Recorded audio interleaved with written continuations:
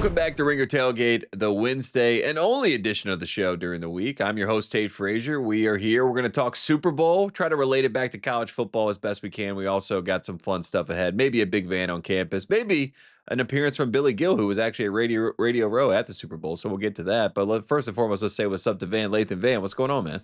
What up, Kid Cudi?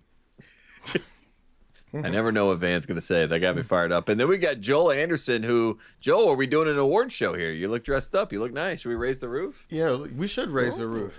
As I mentioned before the show, I went to the funeral of a friend's father today in Virginia. And so, I had to put on my suit, man, and pay my respects to Mr. Stanton. Yeah, let's pour one out, pay our respects. Old Irish Catholic service, man. Rest in peace to Mr. Stanton. Always, it's always sad when people go, but it's a blessing to celebrate lives well led. Yeah, man, it was dope. It was really, and it's like it was a throwback because the priest really knew Mr. Stanton. Like he was like, yeah, I was on his boat one time. Yeah, and I was like, man, it's very rare that you go to a funeral these days and the pastor actually knew the person who's officiating the ceremony. So that was really dope, man. So yeah, it was not. I mean, as funerals go, it was nice to be there.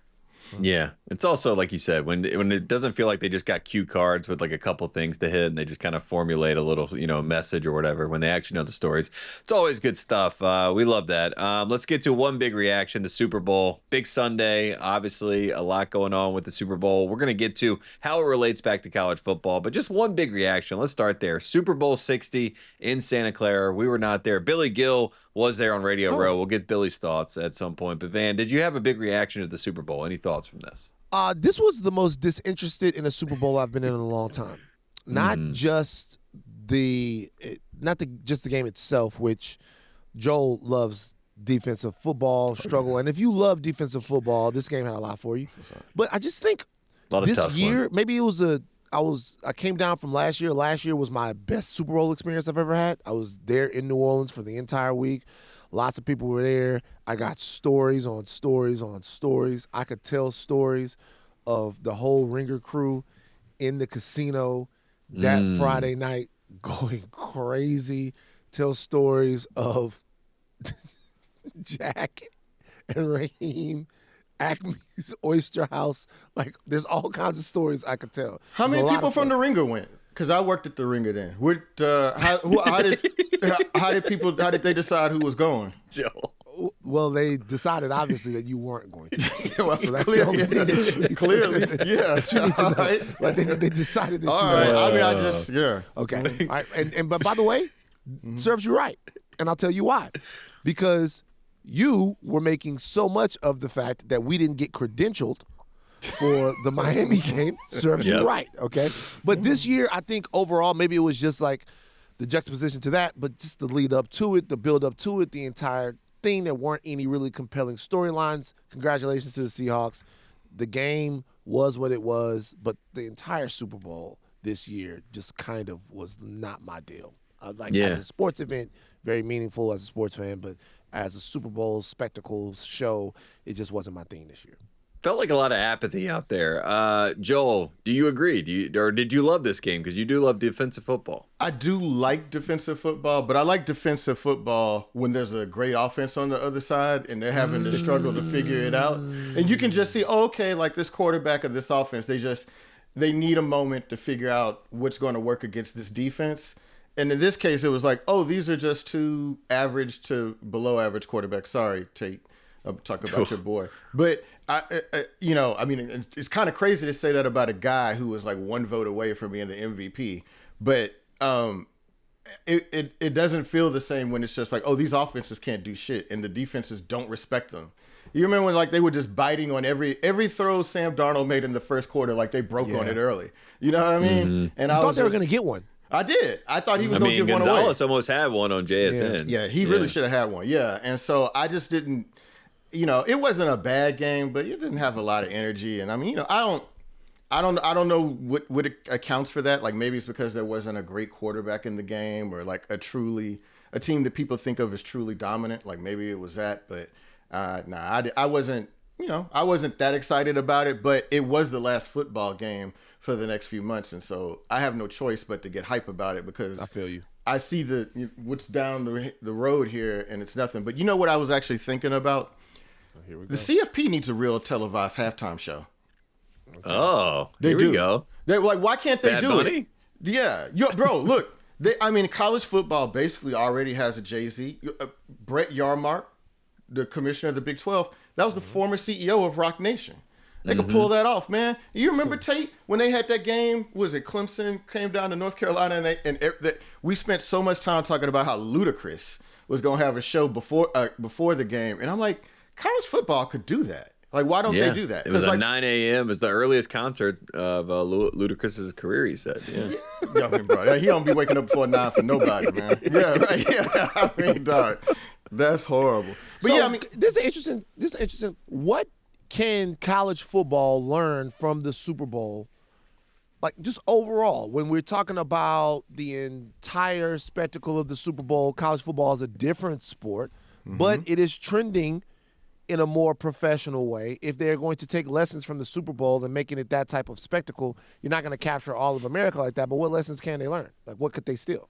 yeah, I mean, well, they definitely. The thing is, college football, because it's so regional and whatever, they don't have to shoot for the stars and get a Kendrick or a Bad Bunny.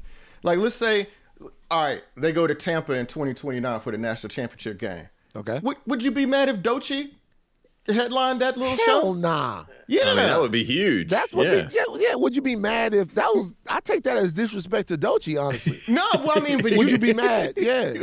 Would you be mad? if she had to headline the Super Bowl, people would be you like, be "That's mad, not Tim Doechii." Scott? No, I would love. Like, why you don't want to see her? You don't I like the way want to she see looking at Doechii. jeans? I love Tampa. I would even show up for that because I'd probably get credentialed. I don't know if y'all would, but I would. If you went to 2030, the game is in Miami Gardens. Billy, what if they had Gloria Estefan in the Miami Sound Machine? Oh, Billy. Yes. What Yeah. if they had Gloria What if they did Estefan? that? Yo, Are we starting this again with Gloria Estefan? You would love we that. did start. Yeah. They had Pitbull at the last one, like before. You could get in the parking Pitbull. lot, You- though. Yeah. you work at Pitbull Stadium on the weekends every home Saturday. You know what I'm saying? I'm gonna be real with you, man. Yeah. I don't think Rock Nation would do this, but Pitbull would be a fucking fire Super Bowl halftime show. Pitbull, Flo Rida. Who else Do they the could whole throw up there? Florida thing. Trick Do the whole Daddy. thing. Trick Yeah, Daddy. Rick Ross. Trina. You know? Trina, the baddest bitch. The baddest bitch. Yeah. All right. Yeah, that's right. That's a great halftime performance. I mean, also this year we had Little Uzi Vert on the sideline. Like, Little Uzi could have easily done halftime. 15 minutes? I No mean, problem. I just feel like college football's missing out. Like right now, they have the participating schools bands go through their little routine, and I'm like, we could spiff that up a little bit, right? Like if they just had to be a part of it, they could back whoever. You know, next year it's in Vegas.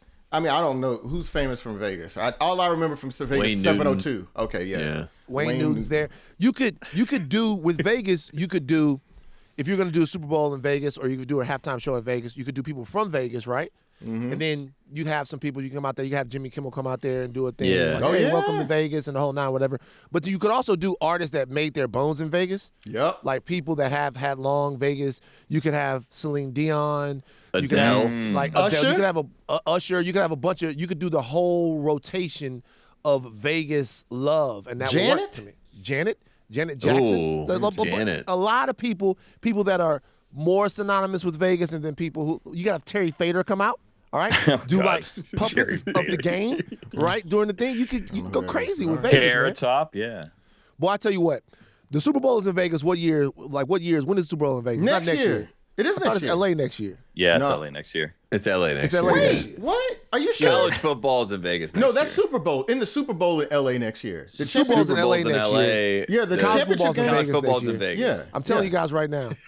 So Vegas is about to become the sports capital of America. It is. It is. Vegas is going to become the sports capital of America. What Vegas needs right now, the NBA just announced expansion, and the two teams are probably going to be Las Vegas and Seattle. The NBA is the NBA is going there. The NFL is already there.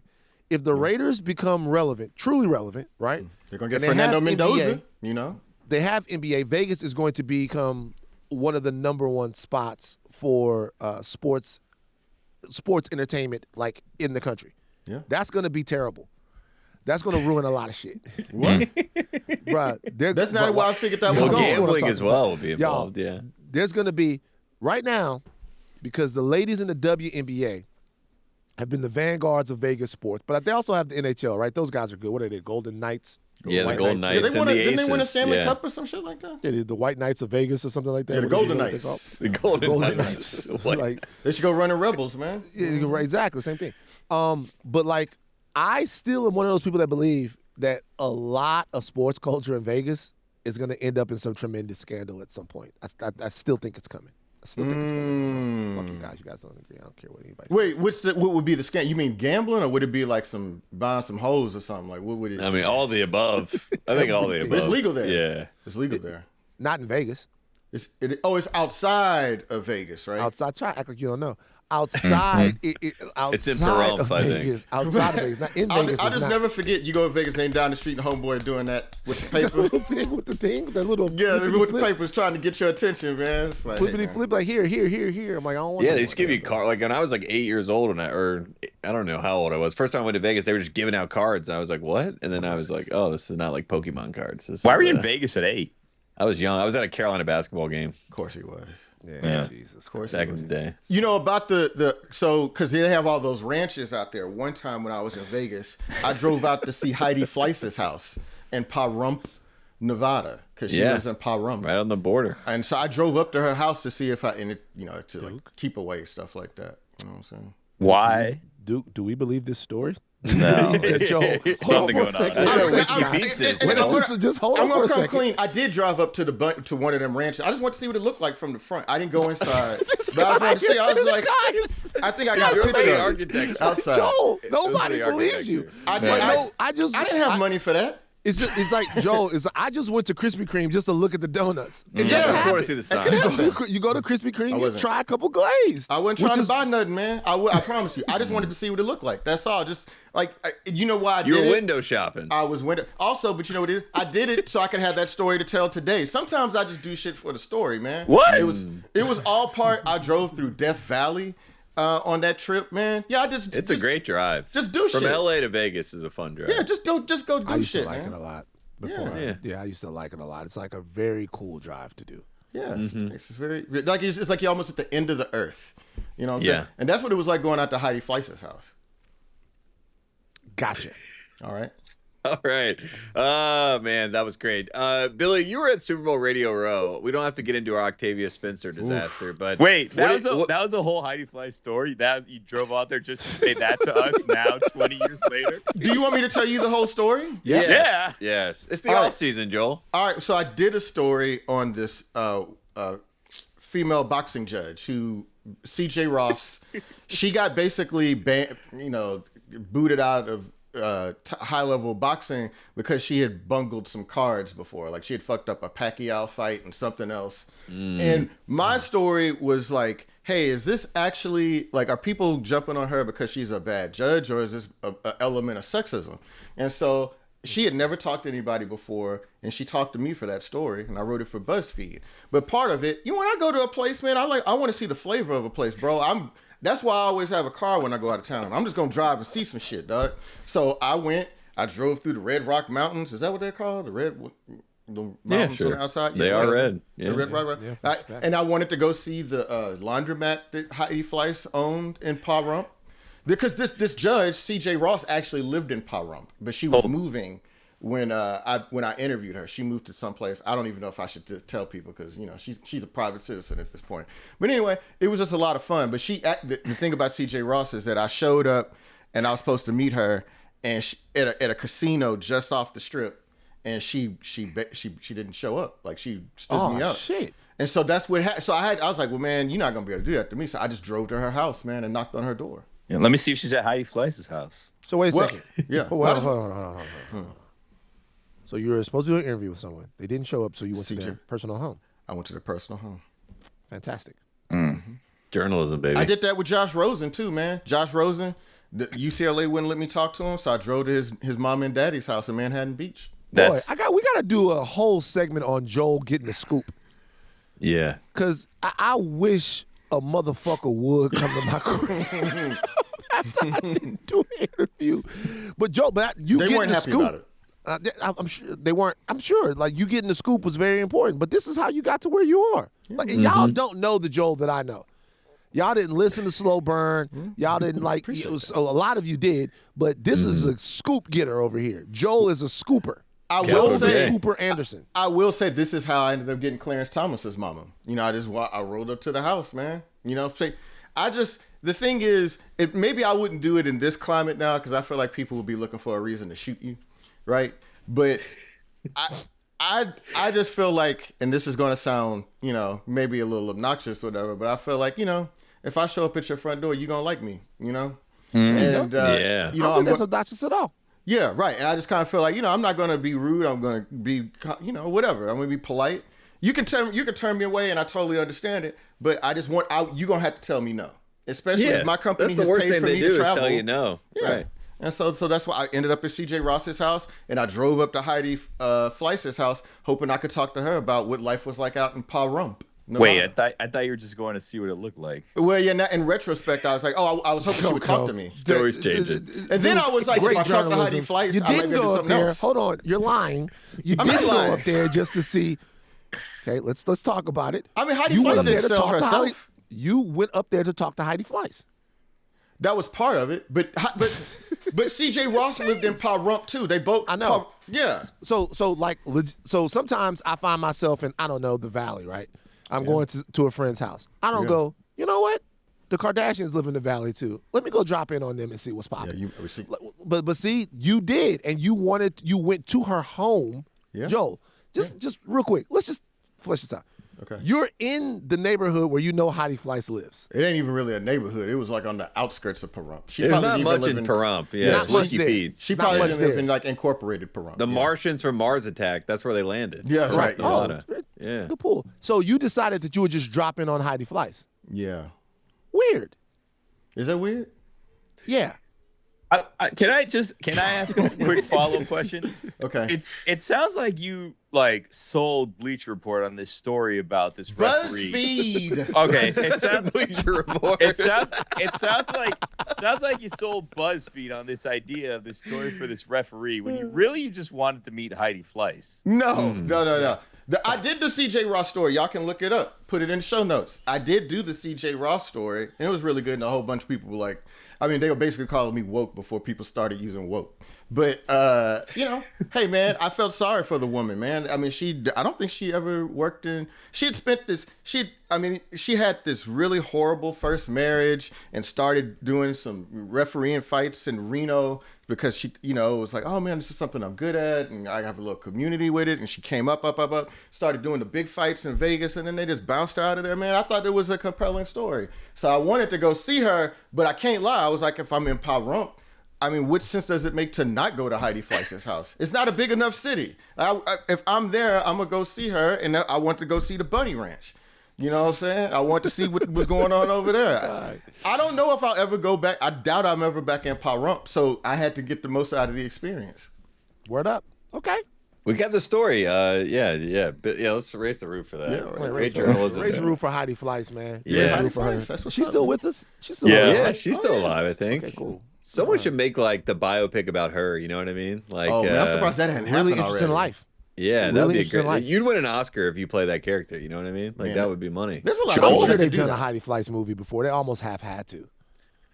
I'm gonna look it up. I don't know if they have. I mean, who did it? Jennifer Connelly? Could she be Heidi Fleiss? No, it has to be Margaret Qualley.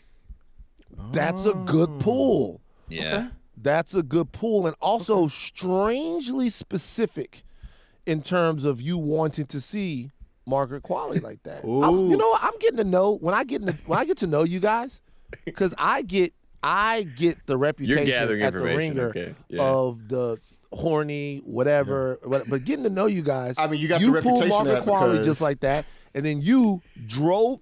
You cannot point to a story that I've told at the Ringer, that I've told on any podcast ever, that is as creepy, as weird, as off-putting as you just driving to Heidi Fleiss's house. Nah, dog. Joe, I'm gonna let the people decide. Billy Let the people nodding. Like, there's not a story I've ever She's told. the most famous resident of Pahrump, Nevada, man. Okay. I mean, I would not be doing my job as a journalist if I didn't, because I'm trying to. Part of the story was like how remote, like this woman basically had to disappear, man, and so she's at the end of the world where all these people who have been shamed by society in some way have found community out here. Who better represents that than Heidi Fleiss? Word. Okay, word up. What year And I don't was think Heidi this? Fleiss was selling it. I don't think she was doing any of the fucking herself. Like she was just the madam, correct? Oh, Yeah, she was the madam. Yeah, She's the madam. Yeah, 2013, Nevada police found 400 marijuana plants growing in her home in Pahrump, Nevada. I was there and right then now. Look at that. And then in 2022, Fleiss announced she moved to Missouri, so she's not there anymore. Joel. Damn. Wow. Come Yeah. on. Shout out to the Missouri Tigers. pull Yeah, up on our she's- house in Missouri, Joel. Yeah, I would, next Joel. one. If Go I to do the it, Ozarks. I would. If I find myself in Missouri, but I mean, it would have to be somewhat germane to the story, of course. So I have some news for you guys. There's a Please. biopic, the Heidi Fleiss story, which has been announced, and they have an actress set to play Heidi Fleiss. This was announced in late 2025. Do you want to guess who it is? Give me a hint. She's white. Well, yeah, good guess. Yeah. Starring Zendaya. Coco Jones. Coco Jones is Heidi Fleiss. That's actually what Octavia Spencer was promoting last week. Yeah, right. Yeah, man, we never got to hear it. It's Aubrey Plaza. Oh, that's a in the good that's in the one. quality world. That That's makes a a good lot one. of sense. That She's makes got a the lot of eyes. sense. Yeah, That's a good checks one. out. We love her. That makes a lot of sense. Heidi Fleiss is 60 years old. Yeah. Man, This was the 90s, dog. life is Yeah. moving so fast. Yeah, It's it was- crazy because like the 90s feel like 10, 20 Yeah. max, and now it's like 30. You know what I mean? It's crazy. 60 90s, years man. old. I cannot believe she left Pahrump. All right. Yeah. All right. Can we get back to the Super Bowl, Billy? You were there at Radio Row. Like, there's a lot of people like sharking products, doing the whole thing. Like, is there any takeaways that you had from Radio Row for us to help spice up this very boring, apathetic Super Bowl experience we had? It was weird. There wasn't, like Van was right, there wasn't really an energy for the Super Bowl this year. It felt like kind of headed into it, and you kind of thought this might go the way that it went. And then the game kind of played out, and it was just a boring game for most of the time. Like, we were texting during the game asking, like, is this boring or is this like a great defensive struggle? And Van and Tate were honest and like, this game sucks. And Joel was like, no, this is great. I Oh, love it was the defense." same. Joel This loved is the it. same thread. I didn't even for real. Oh, Can we talk about this, Van? You weren't here when this started, but Okay. I told Joel. So I was in San Francisco last week. I was doing some stuff for the Super Bowl, like behind the scenes stuff, whatever, right? And after that, they had me go to LA to do like a recap episode for the Ringer NFL show. Okay. In between, I made a stop. I came back home. I had to take care of something, so I flew San Francisco to Miami, then Miami back to LA. Damn, That's crazy. that's horrible. So I did that. I was here for like 2 days. Anyway, it doesn't matter. waste The of money. point is, So the point is that I flew into LA late on Saturday, Super Bowl Sunday, obviously. I got in like at 10 o'clock, and I was like, oh, you know what? Like, I have a couple hours before the game, before I have to do work.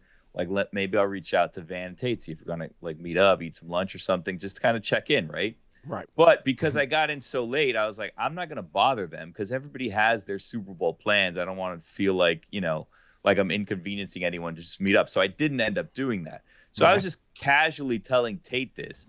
And then Joel turned it into this whole thing about how there's a secret thread without him. Why didn't I ask him if he wanted to have lunch Super Bowl Sunday in LA? He's And like, I was how did you communicate with Van and Tate? How would you have reached it doesn't out make to them? sense. You really would just start a whole nother thread of Van and Tate to ask them if they want to go to lunch. They don't. You don't. You live in the know same that I wouldn't city pay as them. attention to that text anyway. But you could have done it on a thread with me. You would need you had to go through your phone. You know how hard it is to start a new text thread? It's super simple. No, Yeah, it's not hard. You just it's a whole add bunch the of extra names. steps. Most people don't do that. So this is something that I love. It takes a lot to be more aggrieved than I am, but Joel is so much more aggrieved I'm not. in every single way Wow. than I could ever hope to be. Aggrieved? Joel gets mad when people don't follow him. Joel Yeah, gets it's mad not- at no, the way that- people that's quote not- I don't tweet care or if do you not don't quote. follow me. I He don't gets want you mad to at talk to Twitter me, though, if decorum. you don't follow me. Joel Quote gets mad tweet, at different. yeah. Joel's propensity, his ability to be aggrieved is not only hysterical, it's astounding. It's Like not. It is like for this right there. You this just really think it's okay to not follow somebody and then like at them like on some familiar shit? For real? Like you think that's okay? I personally think that. I think that's if I don't shit. follow you, there's no reason for me to talk to you. You know what I mean? Unless you're like look, by the way, racist or something. I'm not saying that like all the time that you're wrong, but I'm just saying the level of grievance is impressive. This isn't grievance. I'm piecing together how what that shit was in LA, you know? And so I'm just like, oh, okay. You're still working. You're still a journalist. You're still like, putting the story together. Just like, I mean, you know, significant planning. And of course, I wasn't involved. Like I didn't see any text. So presumably, I doubt Billy is going one by one texting, hey, Frias, can you do this? He put y'all all on a thread without me. And that's fine. And that's probably the one y'all use for this. There was nothing happened. You know what's there's funny? no thread. He didn't even send a text, Joel. You know what's funny? None of us have been to dinner or lunch ever. Who? We've never pulled it off successfully. Me and Tate went to the game and ate and stuff. Y'all out there. Hung out. That don't really count. They went to a game without you also. Yeah, that's true. That's true. I mean, they were throwing it up in my face like it was some shit. No, we're all going to go to a USC game next year. Yeah, that's fine. If it's up to me, we'd hang out all the time. Like, Joel, right. You don't live here, which is starting to become, both of you guys, by the way, your futures are in Los Angeles. You might as well start looking for homes. Like, it's going to happen. So the reality is once Bill pulls that one off, all right, then you're not going to have an excuse not to. Because I know you're not going to hang out, Joe. Joe, every time we even want to go too late with the podcast, you use fatherhood as a cudgel to get in between. I'm just telling you, I got to get into the night. You know what I'm saying? I was like, all right, I need to involve myself in the routine because without me, we're down a person.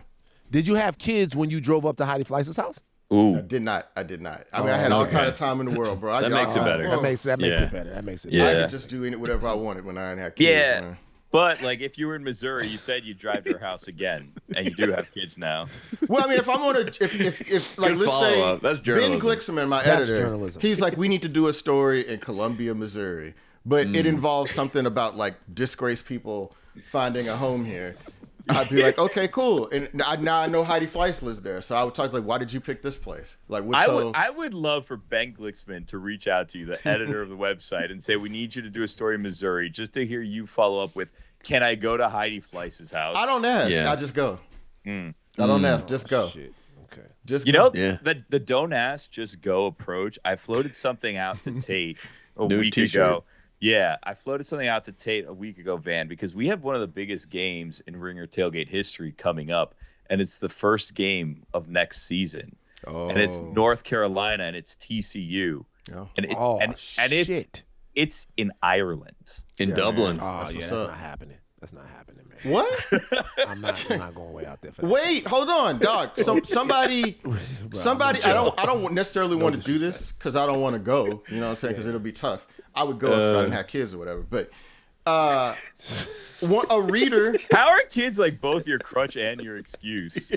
I mean, it's a crutch to go start doing shit. Could go to Heidi's house. Can't go to Dublin. Can't go to Dublin. But no, a reader or a listener, and I'm sorry, brother, if I can't remember. He reached out to me just in the past week and was like, enjoyed you on whatever this was, and if you're ever in Dublin, I'll make sure we get a meal and some pints. And that's how I was like, oh, he really is Irish because pints. Like the American talk like that. I was like, well, shit. I was like, bro, there's a football game in Dublin, first game of the week, that involves me and Tate's team. I was like, I mean, that is kind of cool. You know, it would make sense for us to go, if we went. Interesting. It's 200 days away. Yeah, look, I'm gonna be all the way real with y'all. Like, no disrespect. Okay.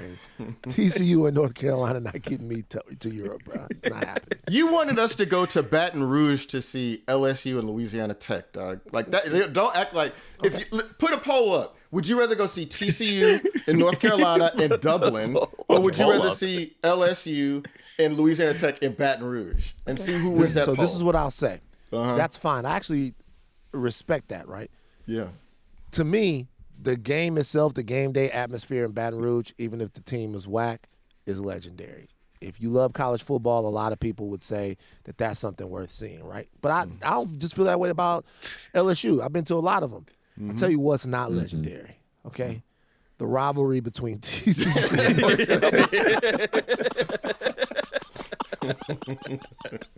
So you going way out there to fucking Sonny Dykes, Bill Belichick. You know what I'm saying? Jordan gonna be out there, man. Way out there for that. Are we gonna Nah, talk about dog. that shirt in this episode or no?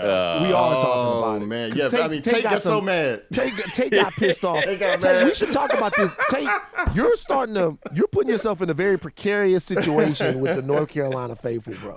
You're about to be on the outs with them. You are. Yeah, you Why? are. You better straighten up, bro. You Your better public straighten comments up, about Tate. her. You think talking she's a gonna? little You too think much she's shit, gonna dog. take me out? She can't take me out. I feel like do you think if Jordan was like, there's this guy at the ringer who's always talking shit about me. Tate done. I don't want him to come to the not. game. I don't Tate want him to pretty come to the done game. I don't talking want him about there. She says he doesn't like me. He basically called me trash, all this Yep. other shit. You would get banned. You're You would about to get- be Carolina Heidi Fleiss. Tell people what you said. Talk to Mike Lombardo. I hope you're listening. Tell like, what's his name? Dog, you Michael refused to call him Lombardi. the right Michael name. Lombardi. It was Michael Vince Lombardi. Lombardi last time. Tell the Now it's people. Michael Tell the Lombardi. people what you said about Jordan. Tell the people Yeah, the tell it. anti-Belichick Jordan sentiment that you've been espousing on group text. I just said I think it's the Carolina Duke game. Like, you know what I mean? Like there's bigger fish here to fry, and we don't care about Robert Kraft's infidelities on his Joel-like trips. You know what I mean? Like, we don't care where he was willing to drive to go, you know, to his different spas and things. Wow. We don't care, right, Wow. Joel? We don't care about that. I don't And care. then- I mean, I'm not going to judge him for it, you know. Well, I don't know. It is kind of participating potentially in sex trafficking, depending on what you think about. Well, the different No. There's no potentially. Yeah. No. Have I ever told you guys this story?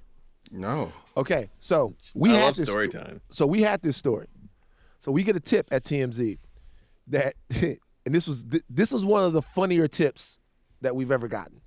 So we get a tip at TMZ, it comes through on the email tip line, and it says that Robert Kraft has been arrested as part of a sex trafficking sting operation in Florida.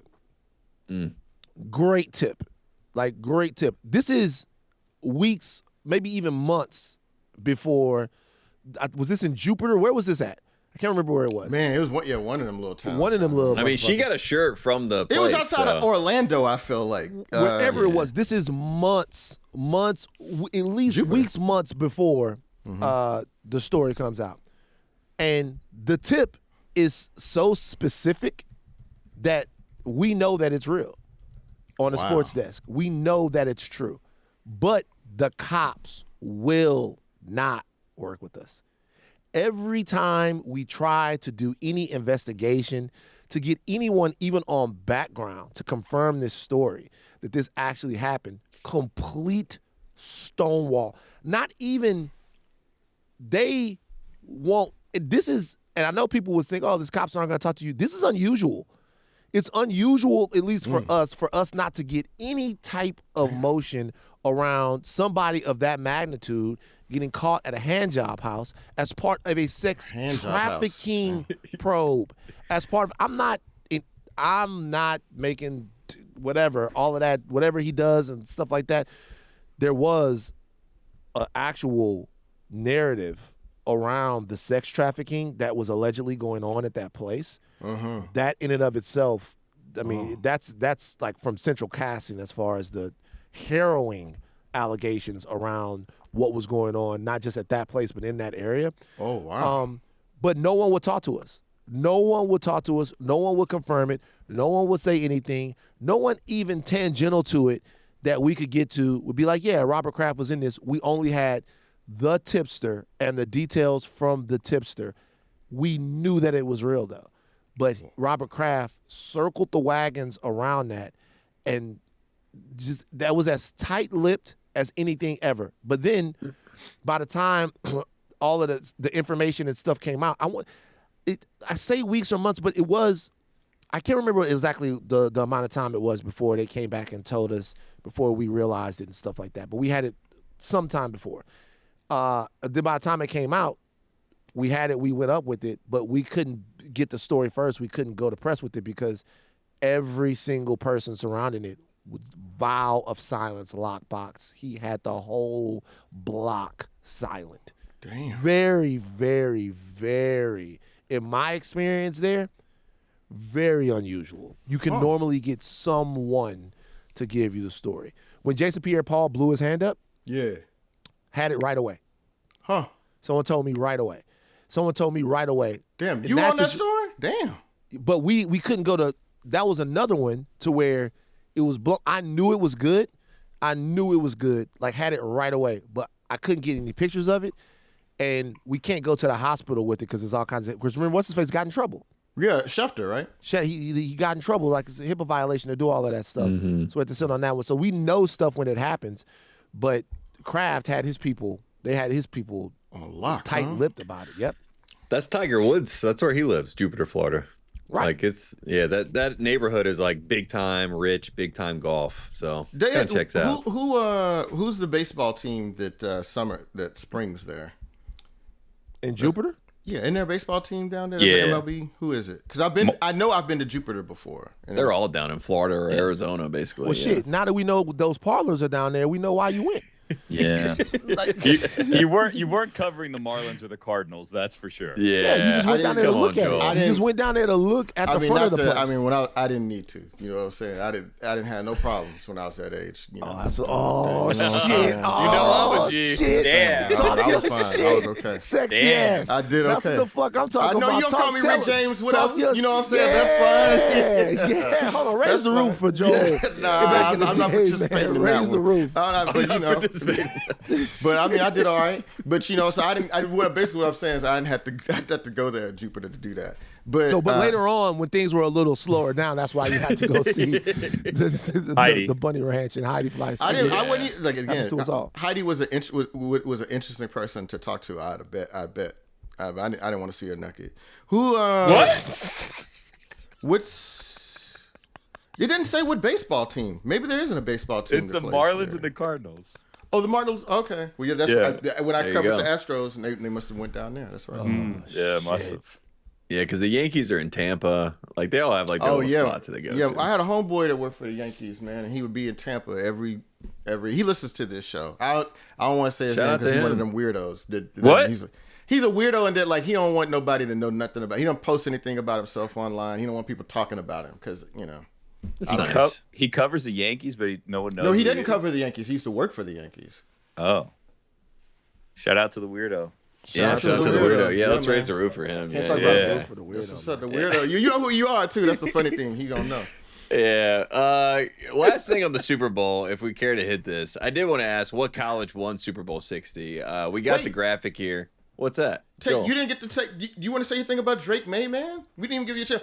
First of all, nobody Well, finished this their is story. a Drake May conversation because North Carolina had a North Carolina touchdown in the game. They might be in consideration for what college won Super Bowl 60. Matt Collins, No. Drake May.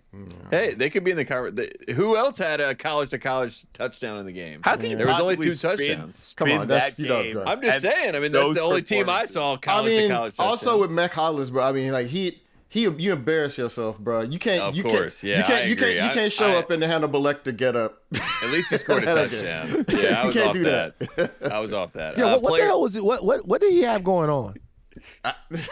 Like what the fuck was that about? He's always been a little bit out there. Like I covered him in college. I was like, Why do people do stuff like that? He thought that was gonna pop. Like I think he thought that was gonna make him a star or something. And But my problem with something like that is if you do that, you gotta win. that's what I'm saying. You got a ball. he did too. score a touchdown. I mean, at least he did something. He did score the touchdown. Well, they had Right. 1 or 2 touchdowns. They had one. They Yeah. had 1, right? Barely. So all okay, right, which college won? Yeah. So players by college. Alabama had the most players, 7. LSU 5. Lane Yeah. Kiffin quote tweeted this and said, "Just different." And then a lot of people Yeah, were Will Campbell. That's Yeah, right. a lot of Yeah, people it's so responded with Will different. Campbell. Tough. After that, Michigan 4, USC 4. Sam Darnold wins the first USC quarterbacked Super Bowl. That was nice to see. Auburn, Illinois, Minnesota, NC State, Ohio State, Texas. all with 3. Kenneth Walker played for 2 schools, Wake Forest and Michigan State. So that is a lot of house divided there. People arguing over which school he claims. Seems to be Michigan State, but Wake Forest fans are upset. So, Joe, I'll go to you first. Which college won Super Bowl 60? Well, I mean, first of all, I would say USC did, man. I think so, too. Yeah, Darnold and then Uchenna Nwasu, the guy that did the interception return for a TD. And then, so, like, in USC football played it perfect because, I mean, I think those are the most recent tweets on their Twitter account. Like, basically, you know, the most Super Bowl champions in college football, you know, that kind of stuff. You know, we have the USC pros and stuff like that. You know, like they were just really good at branding this as like this was some sort of special occasion for USC. And then look, man, and all this is happening in the same offseason when they had the #1 ranked recruiting class. You know, it's like they hired Gary Patterson as a defensive quarterback. Like, I know you can't win an offseason in college football. You've got to go do it, especially somebody like Lincoln Riley, who has not really had the success people thought he was going to have. But like, this has been a pretty good offseason for them, and that was like one of those touchdowns. You're like, oh yeah, that's right. Like the USC players showed out. Also, when you see Miami get back of your USC, you're like, we can do this. You know what I mean? Like their fan base immediately is back in form, so they can do the thing. So USC, I like that pick. Van, what about you? I'm going to go with SC too. I mean, we had a lot of players from LSU represented in the game, but I said this before. I think there's a couple of reasons why this happened. I think being a rookie is one, injury is another one, coming back too fast off injury, but Will just struggled so mightily in the playoffs. And in this game, it legitimately, him and the guard right next to him, the whole left side of that line, it was just impossible to win. It was impossible to win the game when they were going to get that many pressures in all different types of ways. They bull rush Will sometimes. They went around Will sometimes. Like there was, and you know, shout out to McDaniels who did nothing. Nothing to actually address who did nothing to address the fact that they couldn't keep their quarterback clean. Vrabel and McDaniel picked the right. I mean, defensively, don't get me wrong. They played a good game for most of the game, right? They were able to keep the Seahawks and Smith and Jigba in check. But, you know, as far as dealing with the pressure, they just didn't even. They said, fuck it. You know what I'm saying? Like what my name's slowing the bluff. Fuck them, we ball. Like they didn't do anything. But so I can't really say LSU. I'm gonna go with SC because this is a milestone for SC. This is a big deal. And when you think of the quarterbacks that have come out of SC and how we associate SC with offense, with offensive firepower, with guys who can fling it and, you know, twitchy talent on the outside and all of that. For this to be the crowning moment of an SC quarterback in the Super Bowl, it's a big deal for their program, if you ask me. And, Sam Darnold kind of making good on what a lot of people thought that he was going to be when he came out, which is a quarterback that you could win with. Yeah, it was supposed to be that guy. And in the class with Josh Allen and the rest of these, supposed superstars that were supposed to be, he's the first one to win a Super Bowl. Also, Lamar Jackson, I mean, he was in the class too. Well, I mean, Lamar Jackson, he got screwed in that draft. I mean, it was just like every single time it was like the Ravens had the pick at 25 and then they trade back in, get him at 32. That was ridiculous, especially if you watched him in college. But USC, I think, hang the banner, right? They won the Super Bowl. Yeah, Super Bowl 60. You did it. It's all right. I mean, look, man. USC has not. It's been 20 years, man, since they've really been a national contender, bro. This is, it's a nice touchdown. They needed it. Yes, I'm saying Lincoln Riley. There's just a lot of optimism and energy around the program, and I think college football is better when USC is good. There needs to be a really good, dominant West Coast team. And sorry, Oregon, you don't count. The team has to be in California. Especially after what we saw Indiana do. I feel like Oregon, we're going to have to put them on pause for a second. Carson Palmer still the greatest USC quarterback, or is Sam Darnold now the answer? Nah, it's Carson Palmer. Yeah, I think so. He's done more right now. I mean, Darnold is on his way. He took a major step. Wait, so we're including it's just with like the kind of pro they ended up being, or are you just talking about? I think college and pro, put it all together. Because I would still take Carson Palmer. Yeah, I was gonna say Carson Palmer was a better quarterback, but Matt Leinart, man, like that era USC. Yeah, it just feels like Leinart was great in college. I feel like his pro career kind of just like tanked. Soured it, it made us. Our last impression was not good. Sanchez maybe in the mix until, he He lost his mind. So, you know, not good. No, he wasn't in the mix even then, but it didn't help. He had some success as a pro. Yeah, he was part of some AFC teams Championship game twice. Yeah, he had some success as a pro. You got to give it up for him. Carson Palmer on the professional level has been the most successful SC quarterback, though. Yeah. Hey, man, quarterback's difficult, bro. Yeah. Can we think of any one college besides maybe Oklahoma, and even then, that's like a quarterback machine that puts competent or, dare I say, elite guys into the league over and over and over again? You could look at it and you could say the Ohio State quarterbacks haven't had like a ton of success. The SC quarterbacks haven't had like a ton of success. Like all of these powerhouses, I don't know if there's one school that you can think. Oklahoma's had a lot of guys come out and be successful, right? If you got Hurts, and then you got Kyler Murray, who's had some success as a pro, and then you got Baker Mayfield. Cal is a good one. Is a good one. Bama, you know what I'm saying? Bama's not bad. When you think about Bama's Bama, like they've changed the trajectory over the past 15 Over years. the course of our life. Yeah. What would you say about Michigan? You think if you just throw some Tom Brady and Brian Greasy and Chad Henne out there, does that get it done? That's a solid top three, but it's not bad, but you know what I mean? But that's not the best. Yeah. Yeah, so because when you think about it, man, like Tennessee has Peyton Manning, but then like who comes behind Peyton Manning to really make a splash as a pro? Like you look at it, it's not. I don't know what schools are quarterback factories. Could have been Nico. UCLA, Aikman. Yeah, it's like every school kind of has like one guy to hang their hat on. Was it Cade McNown? Who was Cade McNown? He used to be cutting it up out there. Who else? He had a couple of good years there. Yeah. They were like They were really good. Weren't they? Did he got in trouble with parking passes, handicap passes, or something like that? You remember that? Is that you right? Remember the UCLA handicap pass? handicap. I mean, parking tickets on campus is like I got so many parking tickets. It's embarrassing. Yeah, because there's nowhere to go. Then I got a moped my senior year, and then I was able to get around it. You know, you got a park week. Did you have the helmet on? What do you mean? You had to wear a helmet. Oh, you did? Okay. So you wore. Okay, so you had a moped. I thought you'd have been a little too fly for a helmet, man. A little bit. So you had a moped. You had a helmet. I had like a dirt bike makes it more helmet funny. that I wore. No. No. No. I'm not talking like a little Hold on. mushroom top helmet. Let's just flush it out. You had a dirt bike. You had a helmet. No, there was a guy at Carolina that he bought like 50 mopeds, and then he rented them out to like athletes and stuff. And then I was like, "This is a nice story." Cool. Like I had a moped. Fucking. No, I was just like, this is a great way to do it. Me and Sean May was on mopeds together. All of that stuff. You're trying to make it cool. What color was the helmet? The helmet was it wasn't blue. It was just like it was a dirt bike helmet, so it was like.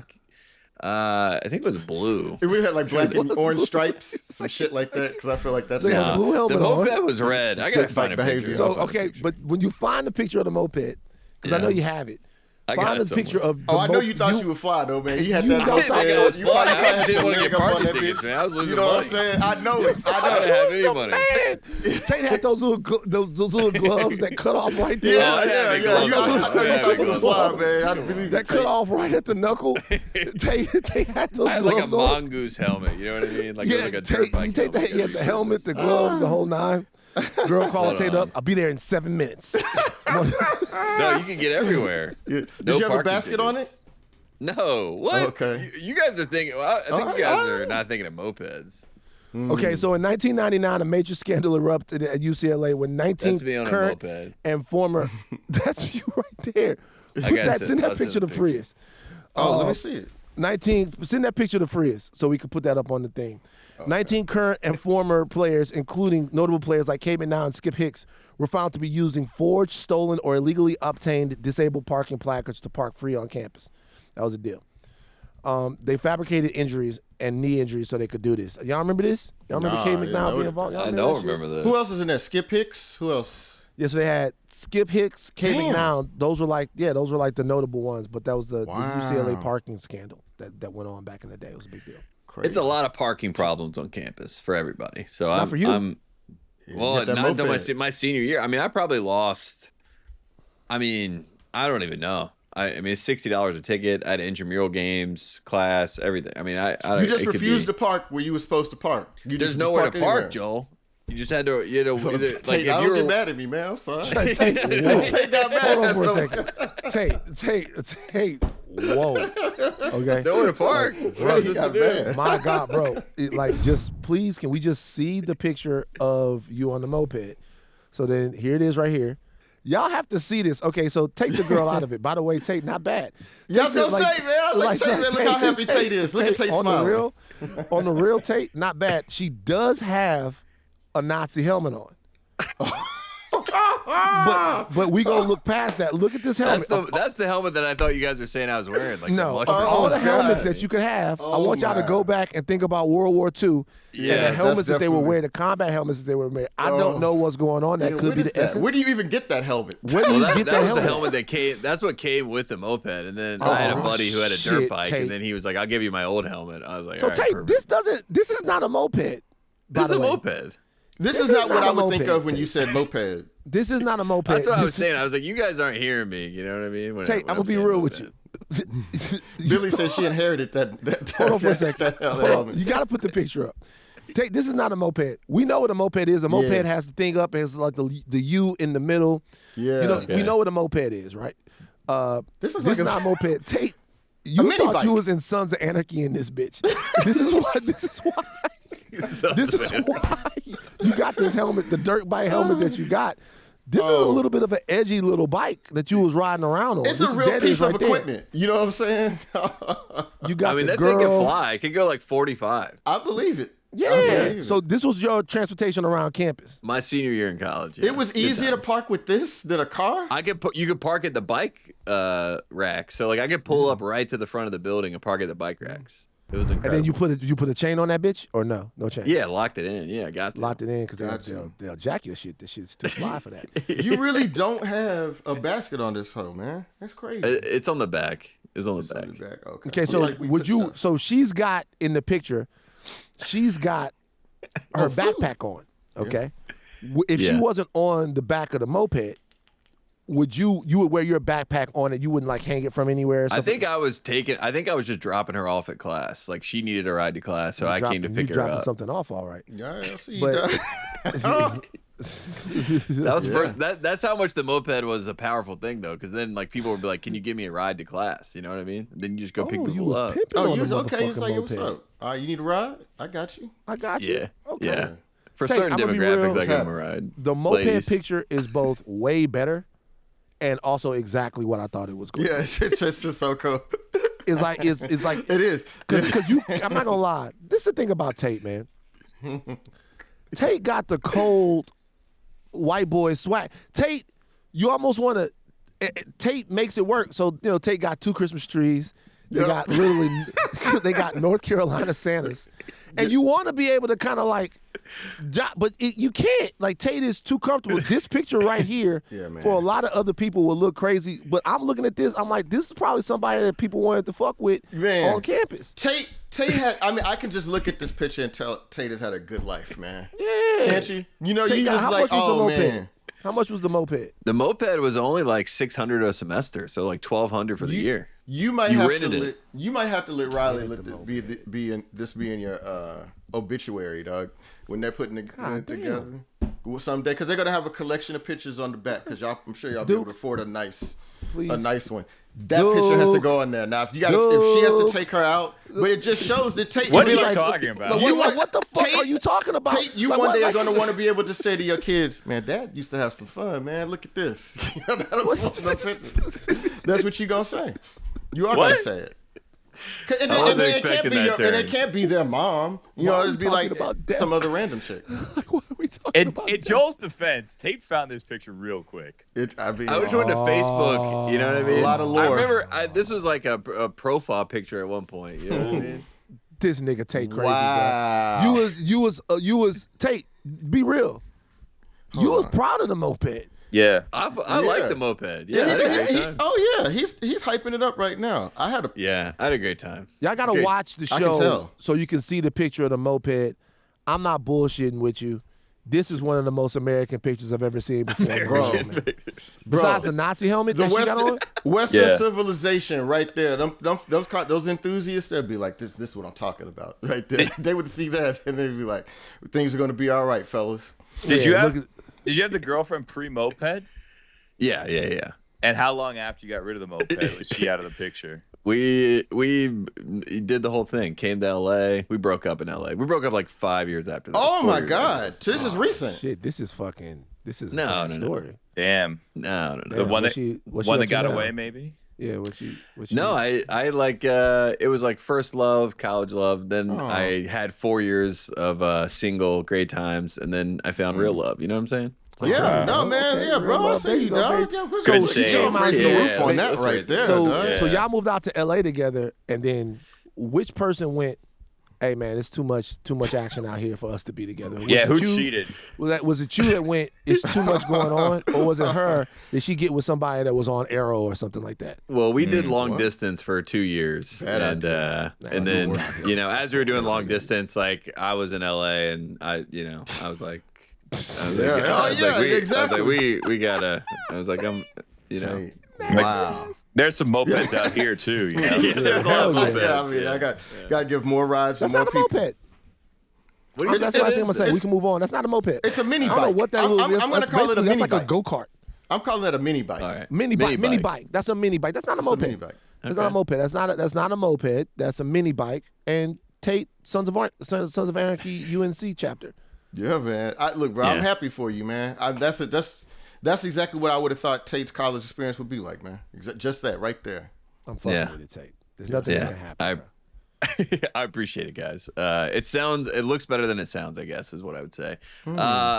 Last thing I would get to, football related, overreaction of the week. Kirk Herbstreit said that, talking about the future of college football, we need to break away, he said. He said that the Power Four conferences need to break away, form their own situation. This has obviously been a take that has been pitched around.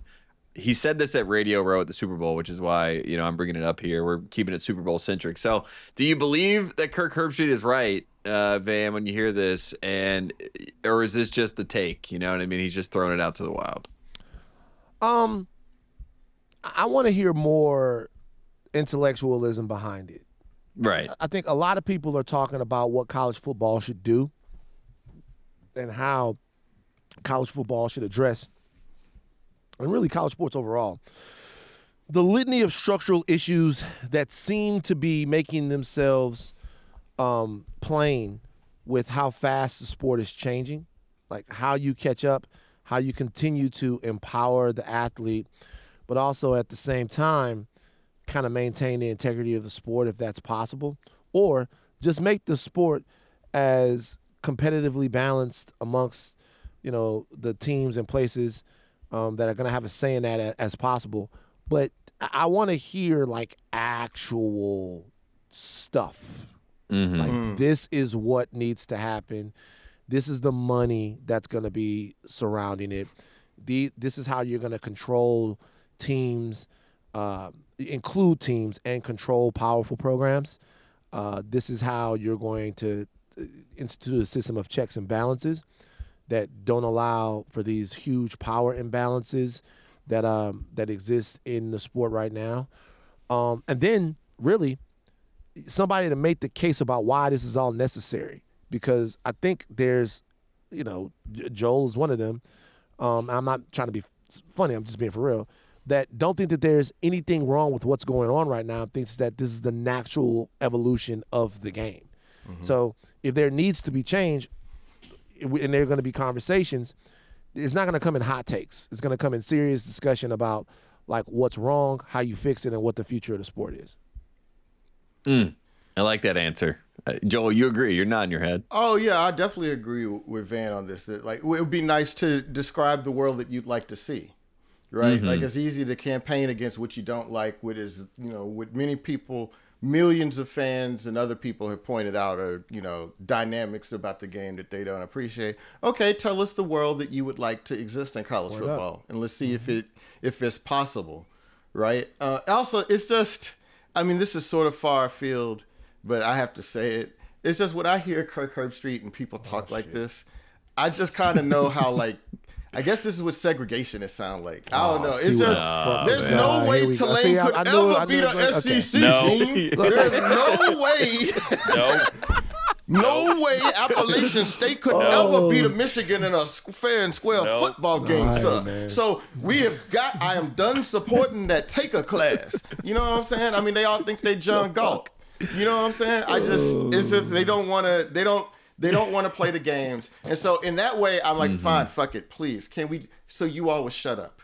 Let's break all the teams up. Like people who compete according to the level of resource they have. I don't want to hear. I'm so sick of this complaint. I'm just tired of this. And the top four conferences, and only the top 30 teams among those four should be played in one league that's similar to the NFL, and everybody else should be forced to fend for themselves and get their puny little TV contracts. It's just like, all right, bro, great. Shut the fuck up. Let's do it. Like, let's break up, please, and create the world you want. Because I'm just tired of it. Stop. You're tired of the veiled threat. Yeah, you're tired of beating around the bush with it. Yeah. What would you be? Have you had any thoughts? Do we have any thoughts on the podcast? Yeah. You know, we should come back with thoughts about what we would do. Like, there you go. Let's start that conversation. I don't think it's started here. I think a lot of people have had great ideas, but let's continue that conversation here on our podcast and talk about what we would do to fix college sports or fix college football. Because right now, I do feel like there's a certain internet currency in just complaining over and over and again and coming with the hot takes. But there doesn't seem to be as much currency with actual movement on what you do to address some of the issues in the sport. Yeah. Now, I will say that is Josh Pate's thing as the commissioner of football. I've heard him got great ideas. He has some ideas for how things. I don't agree with all of them, but I agree with some of them. But I'm like, at least he's trying. You know, I'm just so tired of having to give money to the lowlights like Southern Mississippi and Utah. They should have to earn their own keep. We've carried them for far too long. It is their time. Like I'm like, man, I totally get how like we have segregation. It just whenever you hear people talk like that, it just makes a lot of sense. So, Joel, do you feel like it's completely consistent that you don't believe in? Actually, let me not formulate the question in a confrontational way. You believe in a dog-eat-dog world as it relates to the players, meaning a 27-year-old man dunking on a 17-year-old. You have no problem with that. I would have no problem with that. Just wait a second. You have no issue with that, which is an interesting. I really do think that's an interesting take. But when it comes to the programs, it seems like you're a little bit more egalitarian in the way that you think things should play out. No, I mean, I just want to know what I should be excited about and what I should be rooting for. Like if TCU is going to be in this breakaway top four conference league, great. If they're not going to be and they're going to compete with the likes of SMU, Baylor, Wake Forest, North Dakota State, then let's just do that. But I guess I'm just kind of tired of the steady build, which has also created the ridiculous conferences we see, right? Because like they're already positioning for this future, right? Like you can see it happening by breaking away and creating, like making the poor Pac-12 what it is today, right? So they're already trying to create that future, and I just want it to happen already. Like it's just like you don't need an incremental you're just saying like we're kind of like slowly going to the edge of the cliff. You're just like let's just get off of it and figure it out. Yeah, come up with somebody like pay the players. Like let's just like make them employees, fight for them to be employees, create a CBA with them, and let's do it that way. Like let's just stop the incremental shit. Let's just do what we know that is going to be inevitable anyway. And create the NCAA, maybe that's not the company or whatever that is in charge of that new model. You know what I mean? Maybe there's a new organization that's created that is in charge of all this sort of stuff, whether it's, whatever name you want to call it. So that's the other part of it. A couple quick hitters, and then Van, if you got a big Van on campus, we can turn to you to get some thoughts. NCAA has denied Ole Miss QB Trinidad Chambliss waiver for appeal for 6th season of eligibility. Pretty big deal, right? That's kind of groundbreaking. I thought this would happen. I thought for sure he would win. These fights are rarely lost. Yeah. Why do you guys think that they decided to put their foot down here? That's a great question. I don't know. I mean, I wonder, especially because it's bad for business. Yeah, it's terrible for it could only help, right? But I think they really were caught up on the documentation around the reason he couldn't play one of those years at Ferris State, like the medical reason. Apparently 97 pages wasn't enough, which, I mean, I will say 97 pages sounds like a lot, but when you're dealing with like medical forms or whatever, it could go on forever and ever. So maybe that actually is not a lot of information. But yeah, I'm surprised that they were willing to take a stand there, because it's only good for college football. As you all will acknowledge, having older, better players in your game can't hurt it. Well, it just depends on the way you look at it. I actually was rooting for him to get another year. Me too. I think his story is so interesting coming from Ferris State. Him having the 1 year and him being able to do what he did. I thought that he had played his way into the conversation of being able to have a lengthier career at the top level of college football in the SEC. And I wanted to see I was very curious at what Ole Miss would look like with him back as the QB. I think they're probably going to be able to find somebody to Deuce Knight. Deuce Knight. Well, but I'm saying, if Deuce Knight is in fact the starter, they're going to be able to find that type of production. Not similar to Chambliss, but they'll be able to find somebody to come in there and make plays for him. But he, in the playoff, just looked like one of the best 5 quarterbacks in the country. He looked like a guy who could really, really, really be a big player next year in college football and also in the draft. So I wonder where he goes now, though. I wonder what happens now. I wonder if he's done enough and put enough on tape after he's evaluated that he can kind of play himself up into, the top of the draft. He was number 3 on my big board, right? So he does have that. That's the other thing. That costed this man a lot of money, bro. Like he could make seriously. He could make $6 million this year potentially, plus whatever endorsement type stuff. It just, I hope they can reconsider. I doubt that this case is over, but I did hear Todd McShay Where else would he go? this. Like what would be the recourse that they would have? Appeal court, yeah, appeal. I thought this was the appeal.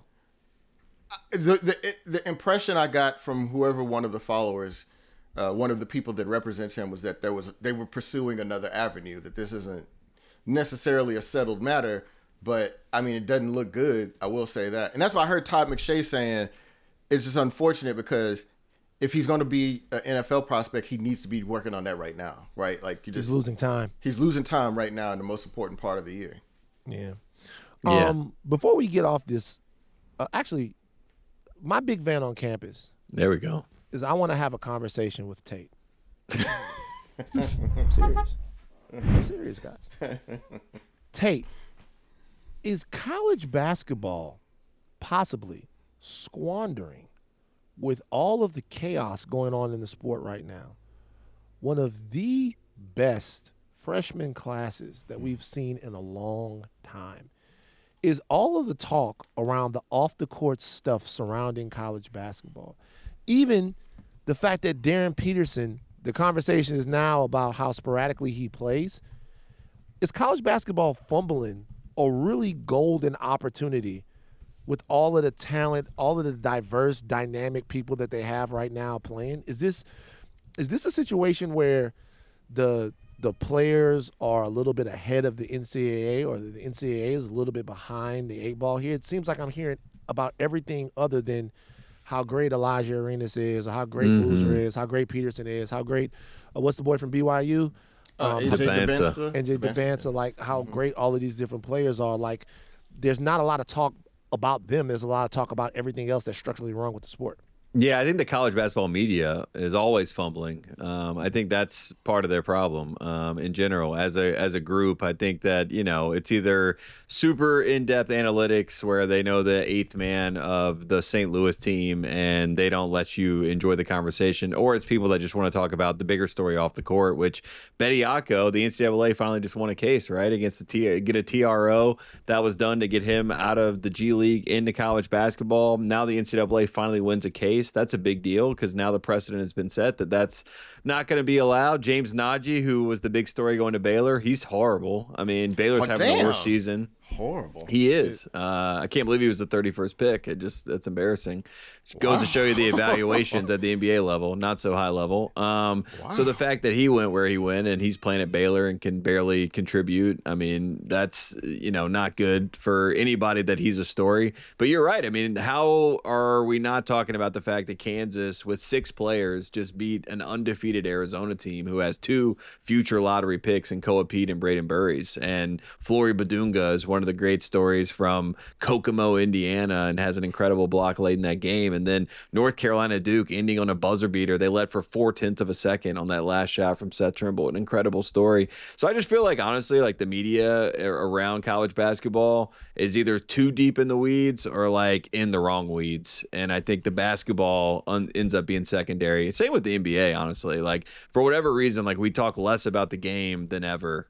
And I love basketball. I love the sport itself and the game itself. And I feel like the more that we talk about the game, which is why I love what Peacock has been doing, NBC and Prime with the NBA. I think they've done a really good job of like showing you this Iverson cut and showing you this play that they ran that baited them into this. You know what I mean? It's like when it gets back to the basketball, I'm happy. And college basketball needs to get back to the basketball, because if you look at the viewership, look at the ratings. Like, they outrate NBA all day, every day. That's all they do is outrate the NBA. Yeah, all they do is outrate. That's the all NBA college for basketball real? does. Oh, that's all like, they do. Where's that coverage? Where's Darren Ravel to tweet that bullshit? You know what I mean? Like that's more of what it Creighton. needs. You can watch Creighton any night. This is a long running gag with me, but I mean, you can watch Creighton any fucking night on FS1. I promise you. Yeah. Tonight, 7:00, Creighton's playing somebody. They're playing Villanova, or they're playing some shit Seton like Hall. that. Yeah, yeah, like, exactly. damn, man. Every time I turn on, Creighton is playing. So I think it's a coverage problem, and I also feel like the way that your eyes are being led to different places is the problem. But that freshman class, like you mentioned the names, I mean, my goodness, like Mikel Brown Jr. just had 45 points last night for Louisville. Damn, he's a beast.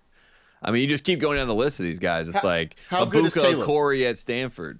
How good Caleb, is compared to I mean, we don't have to go all the way back to Jordan, but like post Jerry Stackhouse, like where does he rank?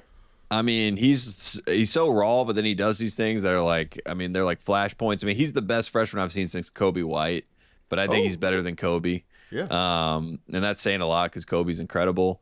And then, I mean, he's better than Harrison Barnes was, and Harrison was the #1 player in the class and was supposed to be. He's better than James Michael McAdoo, my guy, who was the #1 player in his class, right? I mean, so you start putting him up against some of these other guys, it's hard to not really fall in love with him. I mean, he kind of reminds me more of like in the group of, I don't want to say his name, but like Rashad McCants' freshman year was incredible. Why don't you want to say his name? Because Rashad just like, he takes everything to, he's like, I'm in the same class as Michael Jordan. You're like, Rashad, a little too far, but I see what you got going on. Fantastic basketball player, though. Yeah, I mean, he's my favorite player on the 05 team until he lost his mind. I love Rashad McCants. He threw up the rock all the time. I mean, great times. Vince Carter, Antoine Jameson. I mean, he's like he's in that. I mean, I think he's like in the Vince Carter conversation. Like, okay, he's so I was be, wondering if you were gonna use that kind of name. Okay. That's where I feel like he is, and what he did against Duke was incredible. So love Caleb. He Wilson. saved Hubie's job, man. Don't you think he's like, because if it wasn't for him, if he hadn't hit, like, Hubie may be gone already. Yeah, it would be over. But now he'll be fine, and they're going to get Mingo, who's one of the best players in the class for next year. But yeah, Caleb is also a clutch guy. He's a Rich Paul guy. So like, Bill's already mentioning his name on podcasts and stuff, and I'm like, What are you saying? Oh, I see the clutch. I need a propaganda arm for my I mean, voice. Rich does work for Spotify, man. Well, that's what I'm saying. I need the propaganda. I'm like, look, if we're gonna do propaganda for all these Duke guys, like, it's about time Carolina gets in the game. So, man, I didn't even see the Duke. I didn't even see that. I got to the Duke shit. Yeah. Tate, you're fucking ready for it, bro. You don't give a fuck. Yeah, you don't like. I mean, that Duke UNC shit is real, man. I'm just saying. I mean, look, I respect the propaganda. I get it in blood. So, I need it. I need it for Caleb. He deserves it. But UNC, they haven't had good basketball players lately. That's facts. Wow. That's facts. I mean, Caleb Love looks pretty good on Portland. Who was the dude who was like 23 years old? And I mean, I feel like he averaged like 11 rebounds for 3 years. Who is that guy? He's in the G League right now. Armando Bacot. Yeah, man. I mean, he was good. Nah. I mean, those guys like they kind of. I mean, like they're good players, but I mean, they, you Okay. know, So he don't meet that bar. They were kind of holding back the fort. You know what I'm saying? Like it was the same thing Caleb over and over Love. again. What about that kid? Love Caleb Love. I mean, them letting Caleb Love go instead of some of the other people that were on that team was egregious, and I was very upset about that. Man. Seventh Woods, man. Seventh Woods. Shout out, that's my guy. Shout out Seventh Woods. Well, hey, national champion, by the way, Seventh Woods. I don't ever hear people say that. That motherfucker. I mean, man, that his sophomore high school basketball highlight tape is something, man. You got him in high school. Shit. Yeah, man. Yeah, He was the beast. man. I will say this. I will say this. This is what I'll say. The reality of the situation is this: is that if we look at the last X amount of years, Tate will understand this. Like Duke is like far ahead of North Carolina, though, right? Oh man. In what? And just like Brian. wait. Okay, first of all, Man, you really hurting Tate, man. can I be honest with you? Alabama's far ahead of LSU. Said it. Boom. Far ahead of LSU. That's evident. Right? Like, of course. So Duke, though, is far ahead of North Carolina in terms of look at Tate turn serious, guys. Duke is far ahead of North Carolina in terms of like relevance and like great players that are in the NBA propaganda. and all that shit like that. Yeah. Is that true? Propaganda. No, I mean, you don't, look. you don't I mean, think it's propaganda. they made Just the admit Final it. Four last year, so I'll give them credit for that. But like, of those two teams, who's the last one to win a national championship between Duke and Carolina? Wow. It was North Carolina, right? Yeah. Duh.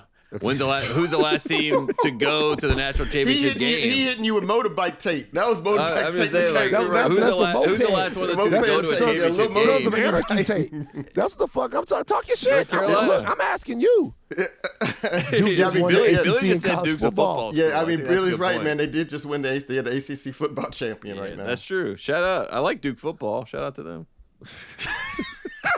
What do you think about Boozer's kid, man?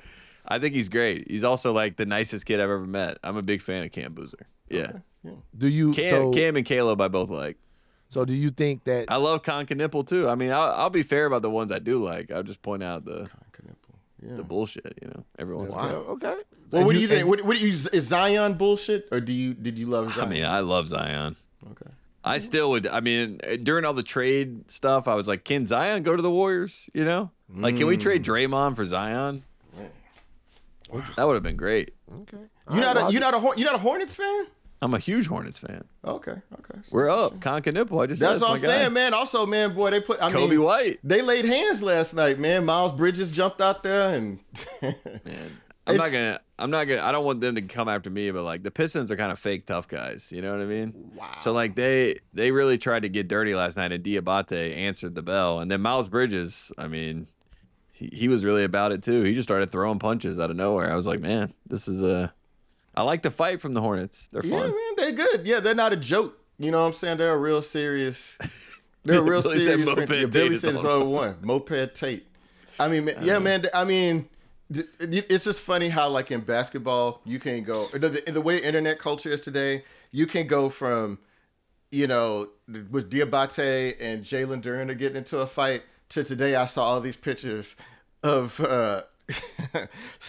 beef stew and his wife on the internet. Like, they're kind of coming. It's just funny how the internet works, man. Because it's like, damn. I mean, if he had said his ass, if Isaiah Stewart had said his ass on the bench, people wouldn't be talking about his wife on the internet today. I mean, but he's the #1 candidate to throw hands in the NBA. Yeah, he's always ready to go, man. I give him that. I we went don't to know his if he can draft fight. workout. He was like the nicest guy. Yeah. I was like, man, Isaiah Stewart's so nice. Like, I really root for him. But yeah, he'll throw hands. nothing to say? Okay, hold on, real quick. No thoughts on it, man. No thoughts on it. Man, did y'all Van, you're a very generous teammate, man. You know what I'm saying? You were given like, you know, you have a whole segment to yourself, and you just decided to dish it off to Tate there. I know you did. That was an assist. I saw that. You're a real good teammate. You're very generous. I really was interested in knowing, because I actually think is fucking bullshit. I think that there's this class. Like, I hear people talking about this class, and they're talking about this class as it relates to fucking Cooper Flag and all of that shit like that. Nah, man, this class is a fucking special class, and it just shows me that there's a little bit of motherfucking there's a little bit of dysfunction going on with the college football media. That there's actually excitement behind these players who have differing styles, players who are dynamic in one-on-ones, some players like Boozer who are like just breathtaking all-around players. You know what I mean? Yeah. And there's like not a way to. There's like fucking Tyler Hansbrough got more shine. There's not a way to like it's like make Boozer actually plays like Hansbrough. Funny a enough, little bit, you know, a little bit, and there's not a way for them to kind of build a narrative around the talent that they have right now. It's kind of interesting right now. Maybe people are going to turn around now. You know, now that football's over, maybe we got all of February going into March. Like maybe people will finally tune in now. That especially that the conference titles up for grabs and everything. You know. I mean, it's a top-down problem, though. Like, the NBA hates college basketball. I mean, ask any NBA writer what they think about college basketball. In fact, ask Howard Beck, because I did. He was like, I hate college basketball. I mean, like, they hate college basketball. So, like, you don't like that. You think that's ridiculous. It actually pisses me off. But, you know, it's one of those things.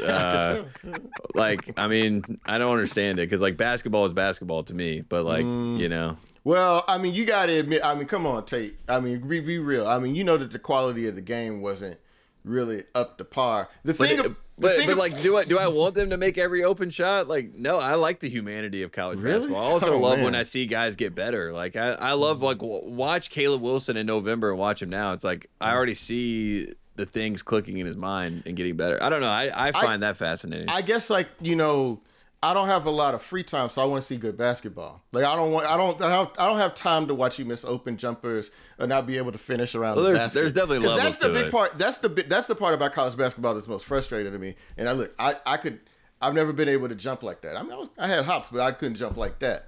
And it's like, what?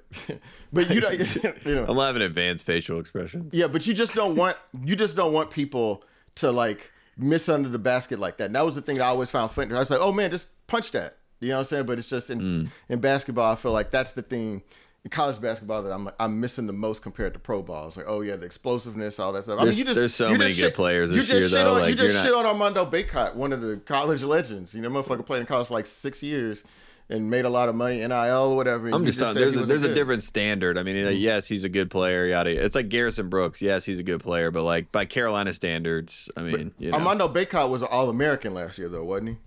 A couple years ago. I mean, bro, that's what I'm talking about. You know what I'm saying? I mean, the difference in college basketball and pro basketball is Armando Bacot was one.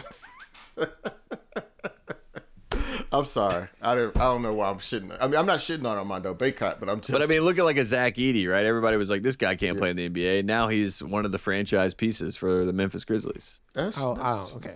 Let me see some Zach Edey real quick. What is He's a valuable basketball player. You think he's a franchise piece for the Grizzlies? That's 14, what they said. I mean, for me, it's Cedric Coward. That's my guy. I love Cedric Coward. I'm like, I watched him at Wazoo. I'm like, this is my favorite player, and somehow ends up being a lottery pick, you know?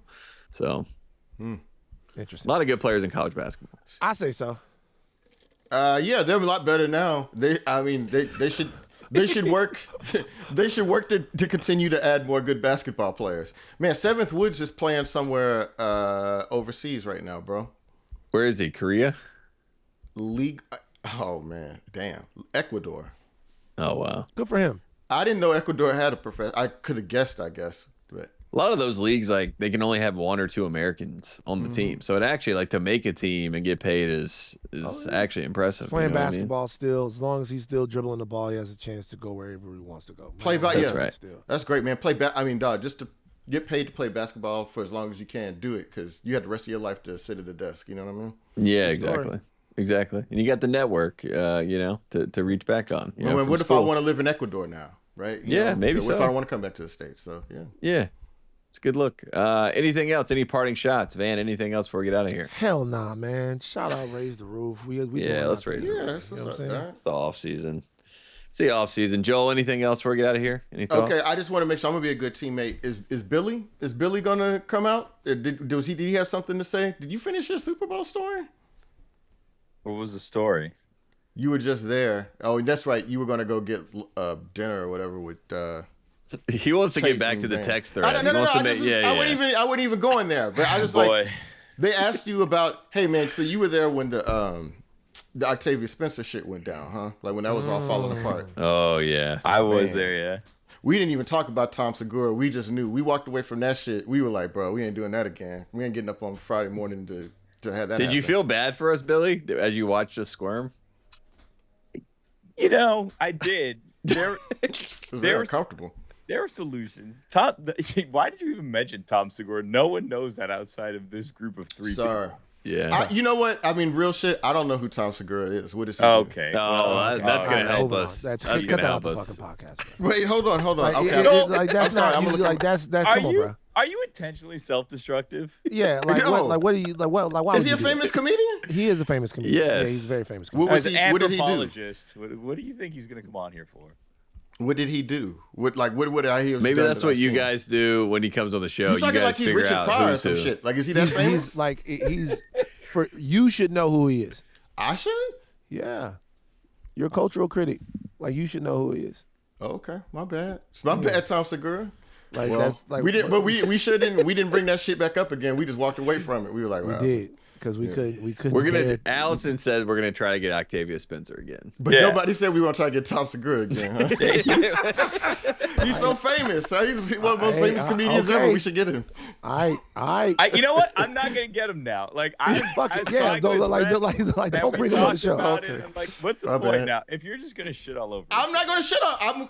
I will get up to speed. I'll get familiar with his. When he comedy. comes on the show, I'm definitely gonna turn it over to Joel. For the Yeah, first question. I will do my And research Joel, on Tom when Segura. it happens, bro, yeah. do not cuck out. Keep the same Yeah, energy. yeah. I mean, what do y'all don't- think I'm going to do? I'm not Joel, going to just be be like, mean. what No, do I know you from? No. Just ask Okay, him, hold yeah. on, cuck out.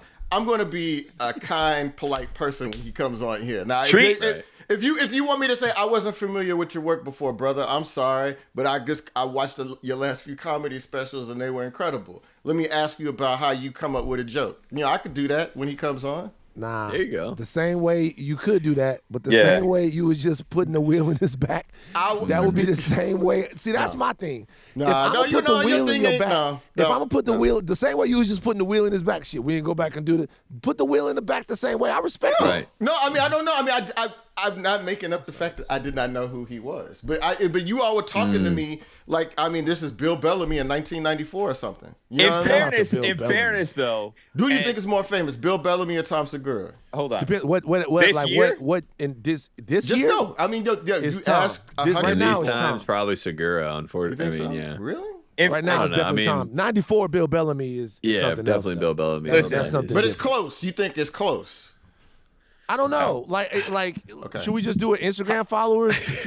Yeah, Yeah. do a search. Do a little Because I don't accounting. know. Because Bill, you never gonna get me to Bill. Bill a Bellamy legend. it does great stories, man. We should get Yeah, him on the he's show. hilarious. We should get Yeah. Bill Bellamy on the. We should get fucking Bill show. That's a good Bellamy on ass, the and he's show. probably I'm more- excited Show's about fucking that. Bill Yeah, Bellamy, me too. Can I just Bill Bellamy betray? is 60? He's 60 years old. Man, I him want and to Heidi betray Fleiss. Joel for a second. Joel said he doesn't know who Tom Segura is. He also didn't know who Octavia Spencer was because when he said yes to Octavia Spencer, wouldn't, he said, you know. he said in the chat, he goes, "Who is this?" And then he's like, "I thought it was a different Octavia," and he still hasn't Yeah. told us who that Octavia was. That's no. Stop it. That I was getting her confused when you He said didn't the say name he'd never seen Octavia Hidden Spencer Figures. in the head. Now, So, but I saw The Help. the I Insta- saw the- what else was she in? The Help. So and, she's been in a lot of Shape great of movies. Water. I know. There's Yeah, a I'm lot not of even movies. trying to count. I'm just not. Dinner for I'm, Schmucks. So who? Joel, so Bill Bellamy has 929,000 followers. Tom Segura has 2.7 million. Okay. There you go, Joel. Oh, all right. And Tom Joel, Segura it is. you are following Tom Segura on Instagram. Oh Anyway, my god! you know what happened? I followed him because we were gonna talk to him. And I was like, well, I need to get up to speed on who this guy I'm is. fucking with Joel. Joel doesn't follow him. See how Okay, he's I was about to see how die. he just lied. Are you serious? I was about to Okay, die. I didn't know. I don't be paying attention, bro. All right, well, I'm gonna follow him right now so we can end all doubt. It's Tom Segura, Instagram Segura Tom. Follow. Oh, it says Go- followed by Tate Frazier, Tom Shady 300, and 19 other people. Who's Tom Shady 300? All right, Kyle. in the show, bro. Yeah. Oh yeah, it's Kyle. Oh my bad. Oh damn. Hey Charles, what's up, bro? I'm good with you. I like you. You see my dad. I don't have any problems with him. I don't have any problems with him at all. Just Tom Segura. That's the only one. I don't have problems with Tom Segura. If he comes on the show, I'll be lovely to him. I promise you. All right. Well, we'll reach out to Bill Bellamy and see if we can get him on the show too. That'd Oh be Would yeah, great. love to have definitely do Bill that. Bellamy on Billy, the show. Billy, get Bill Bellamy, man. Yeah. No pressure, Billy. Yeah. just do that. All right. I think that's all we got for today. I appreciate everybody tuning in to Ring Your Tailgate. Hope you have a wonderful week, and we will see you all next week.